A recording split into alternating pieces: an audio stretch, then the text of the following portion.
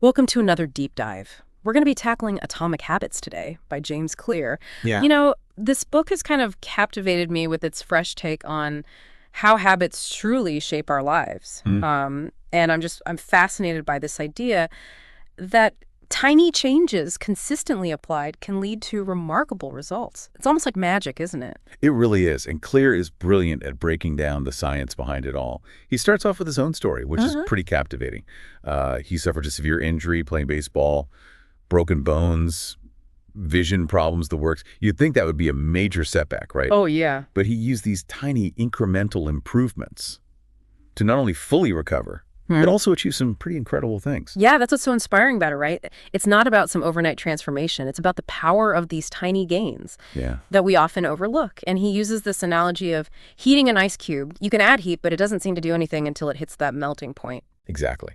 And I think that's where a lot of us get tripped up with habits. Yeah. We're so focused on the outcome, on that lagging measure of progress, that we miss the work being done behind the scenes. Like, imagine you're working on a project. Yeah. And you're not seeing immediate results. It's easy to get discouraged, right? Oh, absolutely. I've been there. You start questioning if you're even making any progress at all. Right. But his point is that those efforts aren't wasted. They're building towards something bigger. It's like that ice cube. Yeah. The heat is still being absorbed, even if we don't see the melting right away. And that's why he makes this kind of radical statement. Forget goals, focus on systems. Yeah. I've always been a big goal setter, but I find myself nodding along to his reasoning here. It's like, yeah, I've had goals that I've achieved, and then what? I'm back to square one. It's a fleeting victory. Yeah. And Clear points out this interesting thing. Winners and losers often have the same goals. So it's not just about wanting something. It's about the system you have in place to actually get there, the habits that support that goal. Yeah, and that constant striving for the next goal can be exhausting, always pushing happiness into the future. It resonates with me that maybe we're missing out on the satisfaction of the journey itself. But if we focus on building a system, a series of good habits, it's like we're setting ourselves up for success in the long run. Right. It becomes less about willpower and more about setting up the right conditions for those good habits to flourish. And to do that, Clear breaks down habit formation into 4 stages. You've got the cue, the craving, the response, and the reward. Okay, let's dive into those stages, because I think understanding how they work is crucial to actually changing our behavior. So let's say, for example, you're trying to build a habit of writing every day. Perfect example. Yeah. So the cue might be as simple as seeing your laptop open on your desk. That triggers the craving. Maybe it's the desire to express yourself, to create something new. The response is the act of writing. And the reward could be the feeling of accomplishment you get after finishing a page. It's interesting to think about even mundane habits, like brushing your teeth in this framework. You see your toothbrush, you crave that clean feeling, you brush, and you're rewarded with minty freshness. But here's what I find really fascinating. Clear says that craving is actually the most important part of the loop. It's the engine of habit, right? Because without that desire, that craving, you're not going to take action. Understanding what drives those cravings can help us change our habits. Like, you're trying to break a bad habit, you need to make that craving less appealing, less powerful. That makes so much sense. And it leads into this other big idea, the power of our environment. Clear argues that environment is a huge driver of behavior. Like, you're more likely to snack on cookies if they're sitting out on the counter, right? Those obvious cues make it harder to resist. Absolutely. He even talks about how he struggled to be productive when his office was also his living space. He realized he needed dedicated spaces for different activities. He calls it one space, one use. That resonates with me. I recently rearranged my workspace to minimize distractions, and it's made a huge difference in my focus. It's almost like my environment is now working with me, not against me. But what about those habits that we know are good for us, but just feel, kind of boring? That's where the idea of making good habits attractive comes into play. We're more likely to stick with something if we enjoy it. Makes sense. So how do we add a little fun into the mix? Clear has this clever strategy called temptation bundling. You pair something you need to do with something you want to do. Like, say you love listening to podcasts, so you could bubble that with your workout. Only allow yourself to listen to your favorite show while you're exercising. Oh, I do that. It totally works. I'm way more likely to hit the gym if I know I can catch up on my favorite podcast. It's like I'm tricking myself into doing something healthy. Exactly. And there's another technique called habit stacking, where you link a new habit to an existing one. So, for example, after you pour your morning coffee, You meditate for 5 minutes. You're essentially leveraging the existing habit as a cue for the new one. These are such practical strategies. But I think we also have to acknowledge the power of social influence, right? I mean, we're constantly bombarded with messages about what we should be doing, who we should be. Social norms play a huge role in shaping our behavior. Clearer even shares a story about how he quit smoking. After reading a book that reframed his perception of smoking, it made him realize he didn't actually want to be a smoker. He was just caught up in the social aspect of it. It's like we're influenced by the people around us, Yeah. especially those we admire or want to be like. I know I've definitely picked up habits from friends or colleagues without even realizing it. And it goes the other way, too. Being around people who support your goals can make a huge difference. It's like having a built-in cheerleading squad. Clear talks about 3 groups we tend to imitate. Close family and friends. Yeah. The many, the tribe, and the powerful, those with status and prestige. So think about your own circles. Who are you surrounding yourself with, and how are they influencing your habits for better or worse? That's such an important question to ask ourselves, isn't it? It's like taking an inventory of your social environment and making sure it's aligned with the person you want to become. But even with the right influences, sometimes just getting started is the hardest part. Like, I know I should exercise, but getting myself out the door can feel like climbing Mount Everest some days. You're not alone. We often overcomplicate things, make them seem bigger than they are. That's why Claire introduces this brilliant concept, the 2-minute rule. Okay, tell me more about that. I need all the help I can get with this. It's beautifully simple, really. It just means when you start a new habit, it should take less than 2 minutes to do. So instead of saying, I'm going to run 5 miles today, you say, I'm going to put on my running shoes. It's like breaking it down to the most basic step. And once you've taken that first step, it's easier to keep going, right? It's like, I'm already wearing my running shoes. I might as well just head out the door. Exactly. And Clear emphasizes the importance of standardizing before you optimize. Don't get caught up in making it perfect at the beginning. Just focus on getting the habit in place, even if it's a super simplified version of what you ultimately want it to be. That's so reassuring, because I think a lot of us get paralyzed by perfectionism. We want to do it all perfectly from the start, and then we end up doing nothing at all. But even if we make it easy to start, we still need that motivation to keep going, right? You're hitting on a key point there. Yeah. Even easy things can fall apart if they don't feel good. That's where the power of immediate satisfaction comes in. It's like we need that little dopamine hit to keep us going, especially in those early stages when we're still building the habit. Isn't that kind of a biological hack almost? It really is. Our brains are wired for instant gratification. Yeah. So we have to get a bit creative in finding ways to bridge the gap between the immediate effort and the delayed reward. Right. So how do we do that? How do we make those good habits feel good right away? One strategy Clear suggests is using a habit tracker. It's a simple but effective way to visualize your progress and give yourself that little pat on the back each time you stick to your habit. I've tried that before. And it is surprisingly satisfying to see those little check marks adding up. It's like a visual reminder that you're on the right track, that you're making progress. It's almost like a game in a way. Exactly. And it plays into our natural desire for accomplishment. But even with those little wins, sometimes we need a little extra boost. That's where accountability comes in. Having someone to answer to can make a huge difference. Oh, I totally agree. I'm way more likely to hit the gym if I know I'm meeting a friend there. It's like that external pressure keeps me motivated, especially on those days when I'm feeling less than inspired. It's like a built-in support system. Clear even suggests creating a habit contract, a formal agreement with someone who will hold you accountable. He shares this story about an entrepreneur who wanted to lose weight.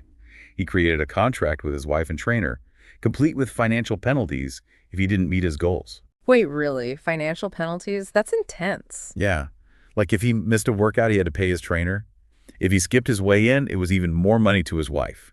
And get this, if he skipped his sprints, he had to wear a rival team's hat for a whole quarter. Okay, that's both hilarious and genius. Talk about high stakes. But I can see how that kind of structure could be really effective. It's about creating those immediate consequences, right? But while those external motivators can be helpful, Clear also emphasizes the importance of cultivating intrinsic motivation, finding that internal drive that keeps you going, even when the external pressure fades away. So it's about finding the joy in the process, not just the end goal. It's like, why are you doing this in the first place?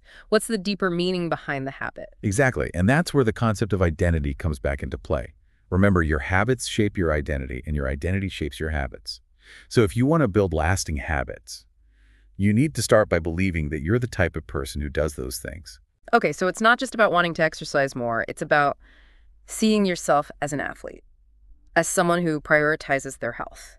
It's about aligning your actions with your self-image. Exactly. So instead of saying, I want to write a book, you might say, I'm a writer. It's a subtle shift, but it can have a powerful impact on your beliefs and behaviors. It's like you're claiming that identity, embodying it. It's powerful stuff.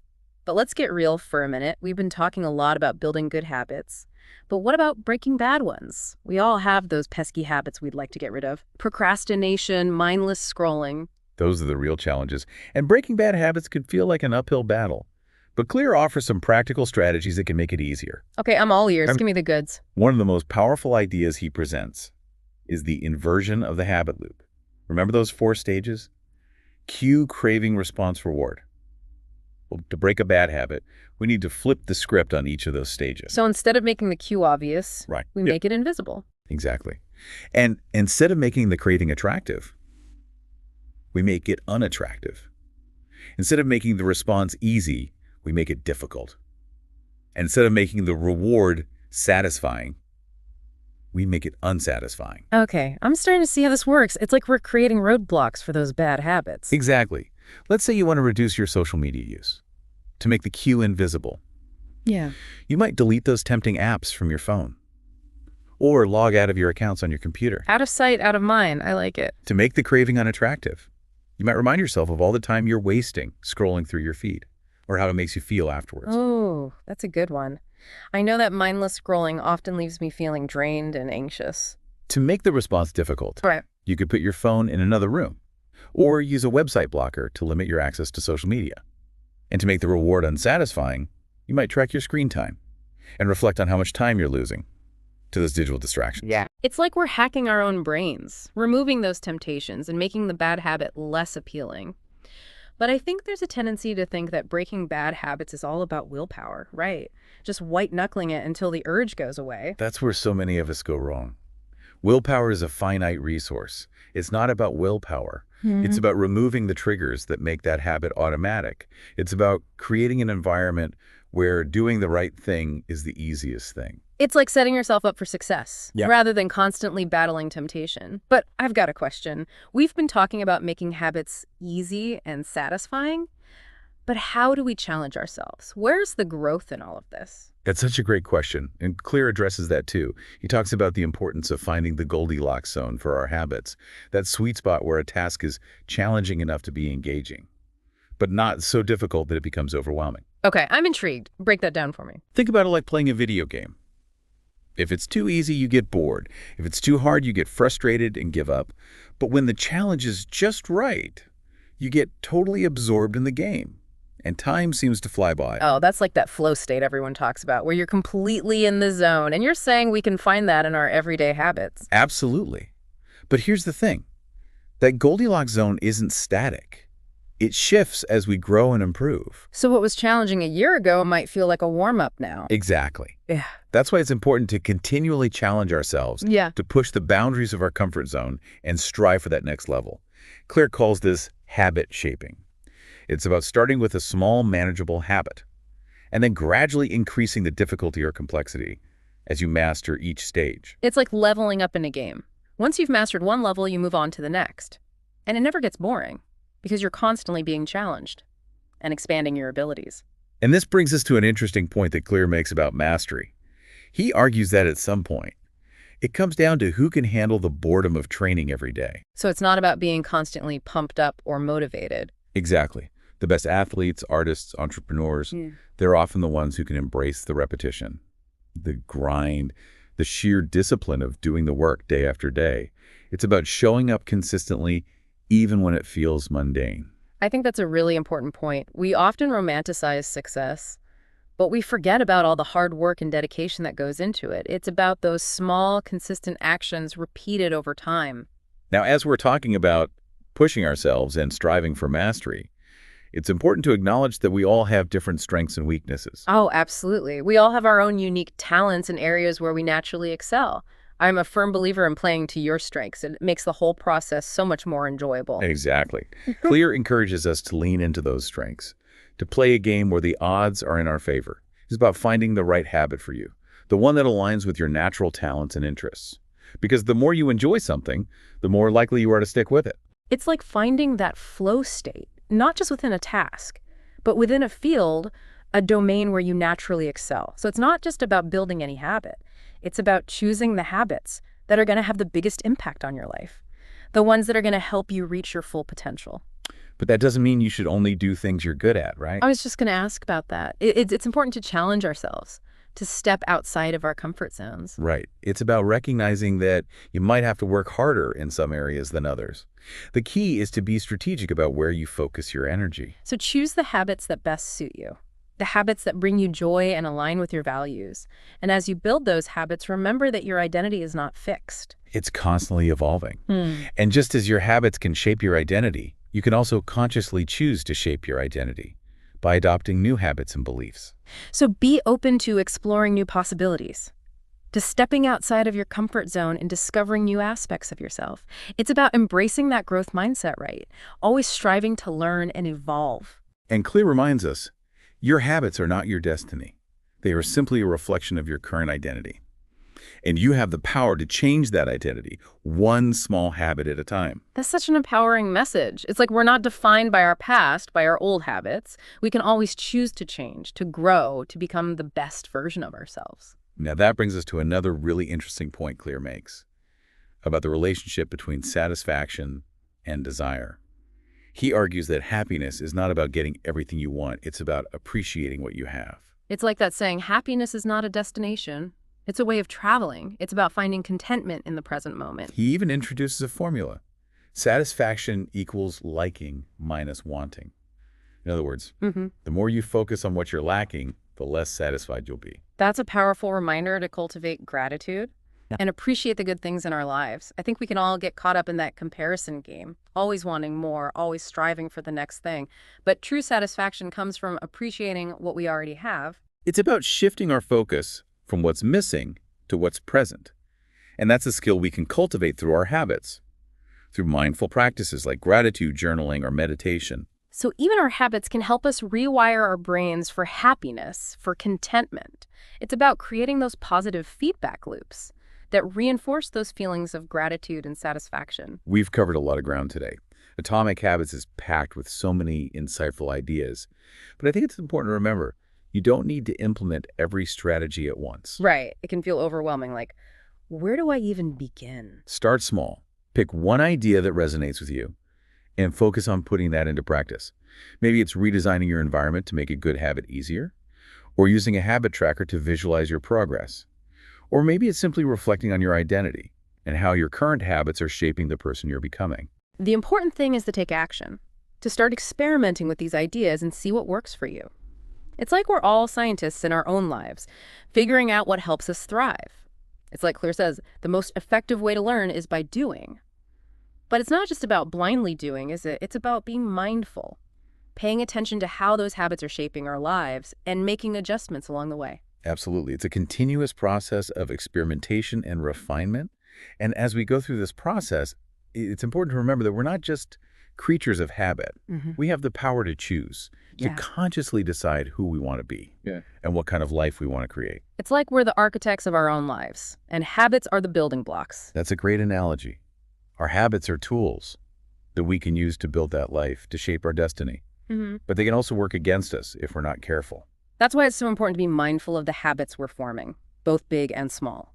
Because even seemingly insignificant habits can compound over time, leading us further down a path we didn't intend to take. And as James Clear so eloquently puts it, success is the product of daily habits, not once-in-a-lifetime transformations. It's about those small, consistent actions, those tiny gains that compound over time, leading us closer to the person we want to become. So start today.